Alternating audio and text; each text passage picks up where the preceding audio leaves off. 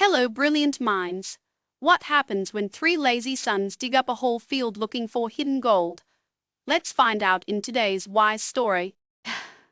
Once upon a time, an old, dying farmer called his three lazy sons to his bedside. With a weak, trembling voice, he told them a secret, saying, "My sons, there is a magnificent treasure hidden deep beneath the soil of our family field. Dig it up after I am gone." Following his peaceful passing, the greedy sons rushed out and began to dig up every single inch of the vast field. Huff, puff, searching frantically for gold. Shovel after shovel. But, oh no, they found absolutely no chests of gold or hidden treasure. They looked so tired and disappointed, sigh. But because the rich soil was now thoroughly turned and plowed by their hard work, they decided to sow seeds.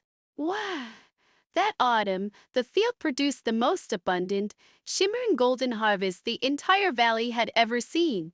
Looking at the beautiful golden wheat, the sons finally understood their father's deep wisdom. Whew! They realized that hard work was the true treasure, and that honest labor bring the real wealth. Remember, hard work is the true treasure that always brings the richest rewards.